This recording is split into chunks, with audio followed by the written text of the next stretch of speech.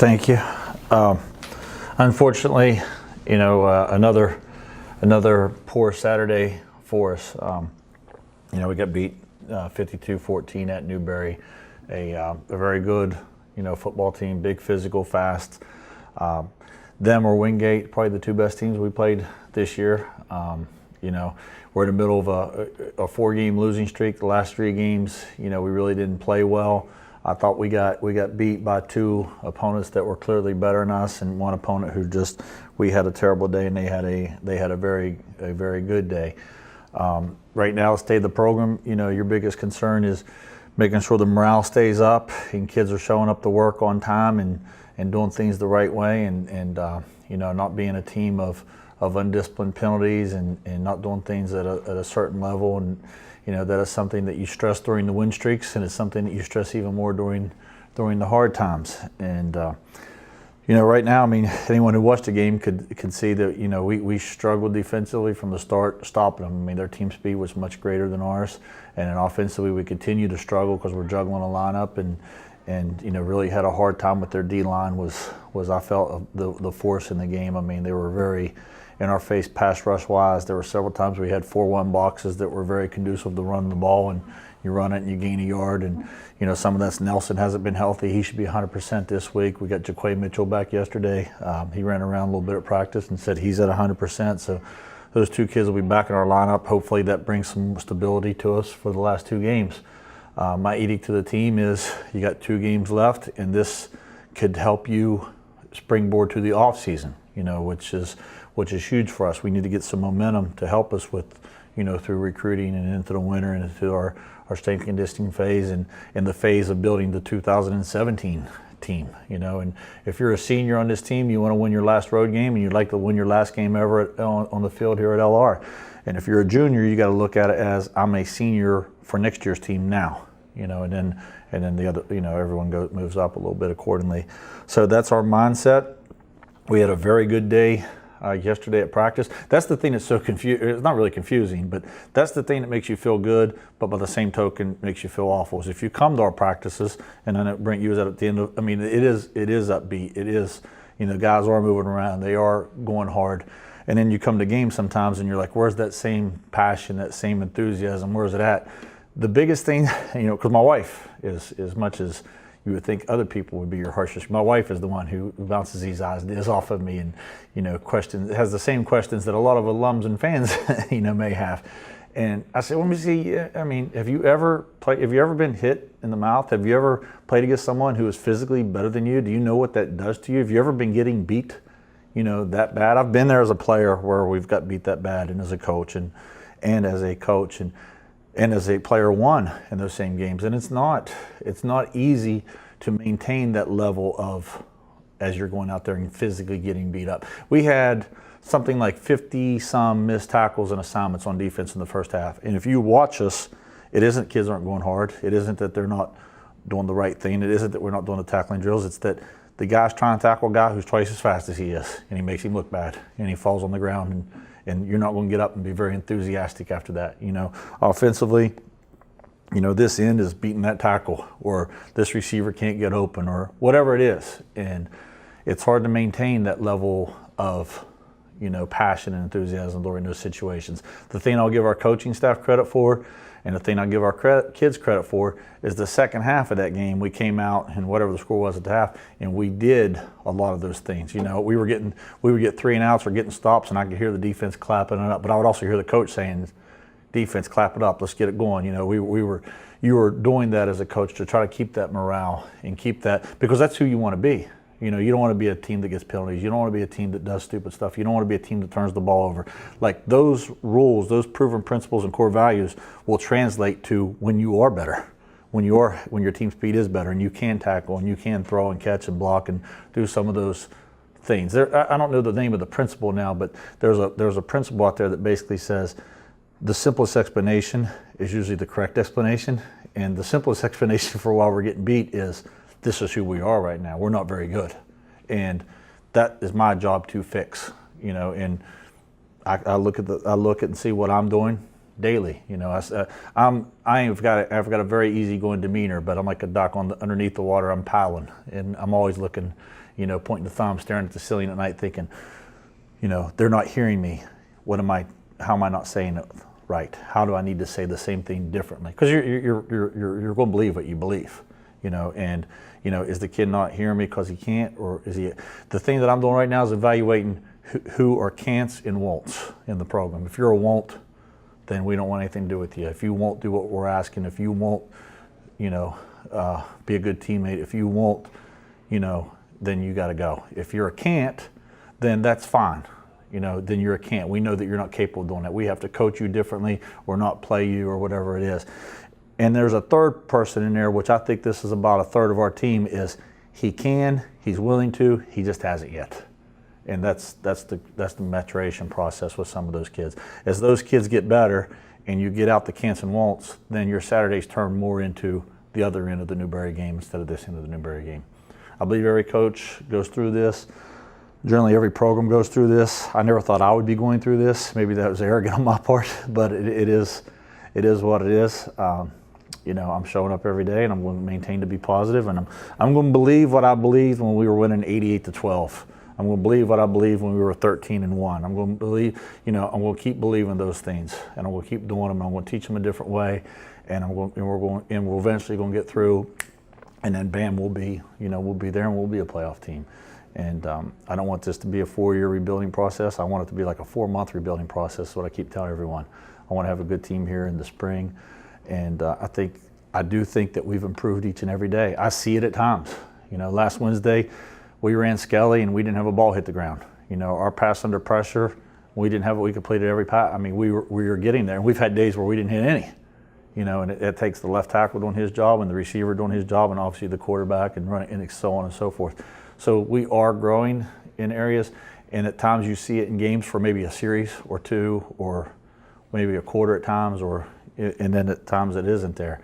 And as long as we keep doing what we're doing, we'll eventually get there where it becomes an all-the-time thing, and we'll flip this thing around. And that's my responsibility. That's what I was hired to do, and that's what we'll do. I hate coming in here every week and giving the same talk. I wish I like the wins better than the losses, but it's part of the process, I guess, the maturation process within your program, and that's where we're at. And we got Brevard this week, and I mean, I think they were picked 8th in the league. We were picked 6th.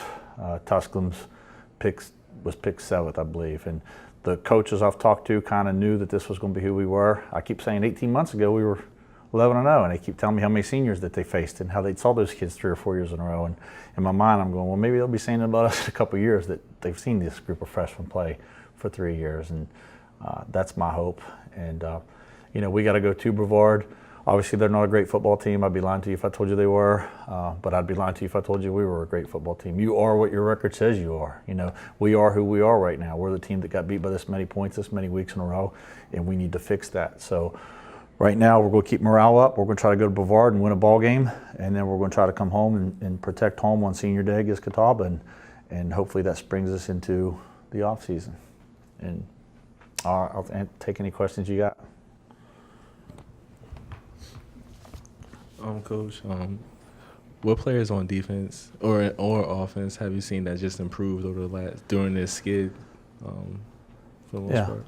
Well, I mean, it's hard to say improved. You look at it more like who can play at this level, and a lot of times it is, in my mind, physically can they play at this level? And you have some of the kids who you look at and you're like, okay, he's really, he was an option quarterback, and you're asking him to play receiver, and that ain't really working. He can't play, quarterback in this system. Can he be a DB? Does he need to go somewhere else? Those are all end of the year type evaluations that you're going to go through. I mean, offensively, obviously, you think Nelson could play at this level. He's big and physical, and when healthy, he's fast. I don't think he could take 35, 40 carries a game at this level, built as a freshman, and that was never the plan with him. It was the plan we were thrust into, because of injury, and I think he got beat up a little bit, with the whole thing. I think we've got 3 tight ends, that are, one's actually he's a senior, but it looks like he's going to get a 5th year, and Ray Beam, who was a receiver who we moved to tight end, who I think is very productive and could play at this level. And I think Sam Camargo and Mike Evans are 2 true freshmen who are both going to be very good who can play here. I think our center's excellent. He's a leader. He's a very good player. We got 2 seniors there. I won't get into all that, but you're asking me who could play. Cole Henderson, our right tackle, could physically play here. Jared could physically play here. Jaquay Mitchell could physically play here. Do they all need some growing up and maturation to see if they will, moving forward as you start bringing in more competition for them, then that will be to be seen, through your spring practices and winter conditioning and all that.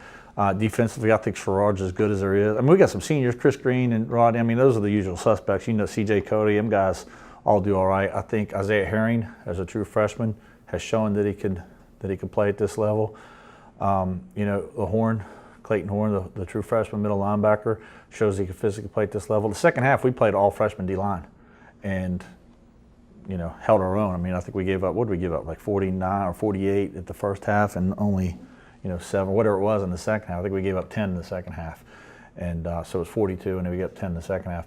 And we played all freshman D-line, and all those kids showed up and played, and you could see them actually winning some battles at the line of scrimmage. So this cupboard isn't bare. It's not as deep as it needs to be, and you can't.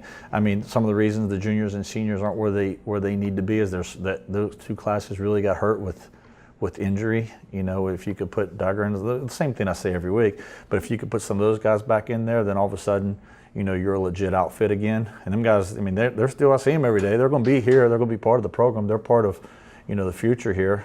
People think that we had them transfer in, but they've been here this entire time. That's part of it. And I think with the senior class in particular, they were recruited by one coach, had a different coach come in, and maybe some of them transferred or didn't fit him, and then I came in, and some didn't, some transferred or didn't fit, what we do, and that's why that class is as depleted as it is.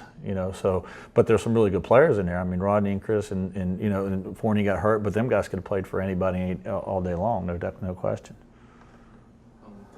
Taking that question a step further, do you feel like you come faced with do you feel like you're going to be in a good place come next season with those players returning from injury? And how do you feel like, I know I'm jumping ahead. No. Well, but do you feel like you'll be able to fit everybody in accordingly with those players that are returning that have played most of the season for you? I do.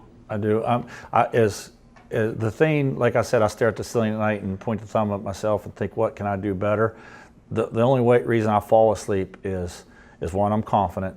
I believe in what I believe in, and I've, been extremely successful with this formula, and it's easy to poke holes at it, because it isn't working now. And, if I'm watching games and I'm a fan or a parent or an alum or any of these things, I'm saying, man, why didn't we continue to do this? Or why doesn't he get a quarterback that does this? Or why doesn't he get, why doesn't he slant more on defense with them smaller? I would do all that too. And we're trying to do some of those things. It's just you can't get to them, as readily as you did in the past. And you can't wholesale change what you believe in. But getting back to the point of your question is, the reason I fall asleep is I think we'll be as good as anybody in this league next year. And that may be arrogance on my part, because I do believe what I believe in. It's also that I've seen this before. If like right now, like we got great kids at receiver, but they struggle against man coverage, and it's simply because they run, 4-8, 4-9 as opposed to 4-4, 4-5, and you can be John Wooden and Mike Ditka and Mike Krzyzewski all rolled up into one. You ain't gonna make him taller. You're not gonna make him faster. That is what it is. And if you really look at us, when we played against Mike Houston, he was in quarters. We hit, the Mayo kid on the post. He had 19 catches for like 298 yards, whatever. It was almost 300 yards receiving against that coverage in one game, and it was off that route. But we ain't, we've thrown it like 4 times this year, and it's. A lot of times when we've done it, we've had to go to the dig on the opposite side because we just don't have that take it off the top guy. Well, you get TJ hurt, you get Demarius hurt, you get Jaquay who hasn't played in the last 3 weeks, and all of a sudden that's not really a part of your strategy. Well, now it's quarters coverage and it's a 9-man box because no matter what, they're going to stop that run, right? And that's so to me. You add 2 or 3 key parts, then all of a sudden you become balanced again, and then it opens up so much more for you. We got to recruit. and it's going really, really well as far as kids understanding and wanting to come here. We got a good thing to sell them. I hear a lot of, can you recruit for this type of offense? Because, if not, then these other coaches would have they would have done it. Well, our scholarship budget is as good as anyone in the league. Our staff is as capable, and we got as many coaches as anyone in this league. I think personally we got the best town in this league. I've been to these other towns. I haven't found a better place than Hickory. We got a great school. We got great facilities. Why wouldn't a kid come here? If you could give them scholarship money, give them a good education, they could come to a good place to go to school. Wingate's linemen are all 6'5". Newberry had a 6'10" kid. Not that you got to be 6'10" to be a great lineman, but they got, these schools have those guys, and their facilities in towns aren't any better or nicer than ours. I'm partial towards Lenoir-Rhyne, but I don't see why that can't happen here, and I know it will, because I've talked to enough kids on the phone who are extremely interested. I was on with, if two of the kids that I talked to last night said they wanted to come here, then our defensive front is as good as anybody's next year. Now, you got to get them. It's easier said than done. So, but I'm confident in that. That process is well on its way. So you really think Hickory has more to do than Newberry? Yeah, but look, we Just kidding. Yeah, no, we don't. Now on the field we don't do it as fast as Newberry, but yeah, we got more places to go. Yeah. This week you got Brevard. Brevard is a run-heavy team. Mm-hmm. Do you feel like your defense is comfortable with trying to stop a flex bone type offense? They're an option team. They're a little bit different than what Carson Newman's option is, but at the end of the day, it's the same. It's the same scheme. Just they line it up a little bit differently. It's still they got a dive back and a quarterback who could run and a pitch guy, and it's really about people. Obviously. A lot of our kids feel somewhat comfortable, against that scheme. Having our upperclassmen having went against a similar scheme in practice, which is really different than what Lenoir-Rhyne used to do. Not wholesale different, but philosophically the same. But some of the methods are a little bit different how they get to it. So some of our upperclassmen will be similar, or you'll be used to it. A couple of our coaches really feel comfortable, coaching against it. They know how to drill it, and Coach Hill and Coach Brock have been there for those years. And Carson Newman week, they had a lot to do with the game plan, with Coach Lopez and Coach Cole and the rest of our defensive staff. And they kind of know how they want to set practice up and how to drill it. And you never know if you're comfortable with it till the game starts. But on the board, we got it. We understand it. In the walkthroughs, we got it. Can we go out there and get off blocks and tackle guys and run to the ball? That's a different question. And Newberry didn't trick us; they just beat us. It's just. If you really look at our coverage and stuff, we were there. It's just they made some plays, to say the least. You mentioned that Nelson Brown is back.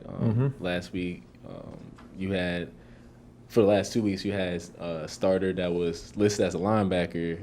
I can't remember the name right now, but he would play running back for you. Is he going to be seeing some carries as well as Robbie Hooks? And, Darnell Jackson? Yeah, Darnell Jackson. Yeah, Darnell's a kid who was I think he made All-State 3 times in Alabama, and he was a running back, safety / linebacker, one of them hybrid type kids who you just take and we'll figure exactly where he fits in as we go.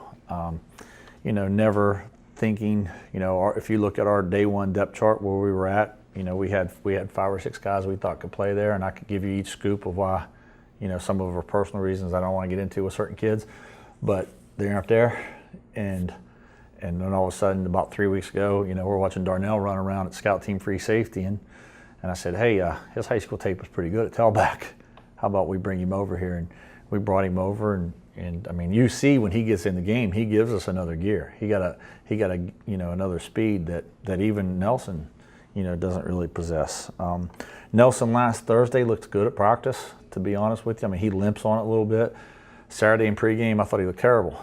And, he kept saying, Coach, I could go when you need me to. I could go, and I put him in there a little bit early. And then we were down 21-0 like that. And then I was like, it doesn't make sense to play a wounded animal in a in a game which is out of control. So I could have pushed Nelson. Yesterday at practice it was very similar. He's running, but he gets into that limp every now and again. But he should be the starter this week. By the end of the week he'll be 100%. I'd say right now he's probably 80. But I fully anticipate him being fine to go. And then Darnell's kind of found his place, and that kind of will be our 1-2 punch. Sometimes you don't know what to do with Bradley Jones. He's so fast that you try to get him in there, and you lack team speed, so we put him at receiver some. We're really trying to. He's one of them guys I was talking about. We're trying to find a place to put him. PJ is really, really fast. We try to find a place to put him and get the ball. But that's a redshirt freshman who's been a running back and a true freshman who really came here to run track. And we're trying to, design ways to get them the ball and hope that they remember, that you're getting the ball on this and you're lining up here this week and getting to there So that's not easy. It's not easy, and it's part of what we're trying to do. But no, right now it'll probably be Nelson and Bradley, and then Robbie knows what he's doing. So he's somewhat dependable in that way. He knows the protections. He knows when he's supposed to be check release and free release and getting the ball, when it's play action, when it's not. So a lot of times you put him in there because he's more familiar with what's going on. Last question for you is, how much of an impact has Sherrod just made over the past couple of weeks? He had that kickoff return last week. He's been kind of becoming an emerging leader on defense for the most part. He's a legit guy. When I first got here, our first morning run, I was telling Michael Flicker and I was talking this morning, and our first morning run, I couldn't believe how poorly we changed direction and got in and out of breaks and did agilities, and I was like, I just wasn't super excited about where we were at. And Sherrod stuck out like a sore thumb. He could do it. I mean, he ran 4.5 at Auburn's camp as a junior in high school going to his senior year. If he goes to, Coach Cole and I were talking this yesterday, if Sherrod's at one of the big Atlanta schools, he's not at Lenoir-Rhyne. He went to a high school, and you have to really have a map. People don't know to find where he's from down in Georgia, and I don't know who recruited him, but they did a good job finding him. He's a redshirt freshman. He's 5'11", 6 feet, 205. I mean, and he's doing everything he can to stay at 205. His body wants to be 220 so bad, and you can see he got the big old legs, and he's a 4'5" guy. And you saw him on the kickoff return. I mean, Sherrod's a guy who he could play strong safety, free safety, nickel, will linebacker, or go over and be the tailback. And good teams got a lot of Sherrods, and bad teams have you asking, hey, how about Sherrod? Who's the next guy? And that's, our Cal teams, we had a lot of guys like that. Your great Lenoir-Rhyne teams, I'm sure they had a lot of guys like that. Moving forward, we got to have a lot of guys like that. It's not a hard formula to figure out. It's more difficult you got to put some elbow grease in there to go in and find those guys. Because with his kind of talent, if he's at a bigger school, you don't smell him. If he doesn't go to the SEC, he's at Troy or one of those other really good, lower Division I schools. So he's been great for us, and I point him out at halftime about there's a kid who shows up every day. And Coach Cole's on him harder than he is, as hard as he is on anyone, and that's because he's demanding of him because he's capable. It's just like when you're a father, if your kid's capable of being an A student, he's a C student, you're on him. But when he's a C student and he's doing everything he can to be a C student, it's hard to get on him any more than you can. I mean, I could go over and we're getting beaten 70-0 and kick the water cooler and throw a fit, but it ain't gonna make us. Our kids are given what they got, and when they lack the enthusiasm and some of these things, it's because they're getting beat the way they're getting beat, and they're getting beat for this other reason, and that's what needs to be fixed. And we do have some kids who don't do everything we ask of them, and they don't need to be part of the program. There's not as many of those as when I first got here. But that's something that stays in my office and we work out of, and that's not why we're losing. We're losing because we're not big, fast, strong, good enough, and it's as simple as that. And my job is to make sure that the kids we got, like Jaquay, he really shouldn't be playing yet. He should have been redshirted. He needs a good winter to show you what kind of player he can be. But I've had to play him as a true freshman, and then we got to bring in more Jaquays and more of these type of kids. Just like Sherrod's redshirted last year. He had a whole year to build to turn that body into what he's got. And he's blessed. God gave him some, he doesn't take him as long to get big and fast because he's more blessed.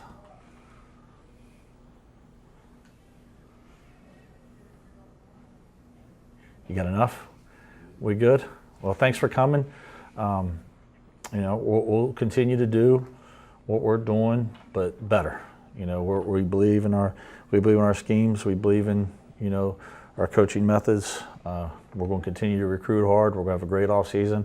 We want these next 2 weeks to be a springboard into the 2017 season, because I don't want to be 2-7 again next year at this time. You know, I don't want to be whatever. It's just, that's not who we are. That's not who Lenoir-Rhyne is. That's not what we'll be moving forward. We want to win at a certain way. We want to do things the right way. We want to have high character kids who do things the right way, that perform in the classroom and on the field. And that's going to be who we are, and we'll continue to coach it that way, recruit it that way, and demand of the current roster, and the rest will take care of itself. So I appreciate you for coming, and I'll see you next week. Thank you.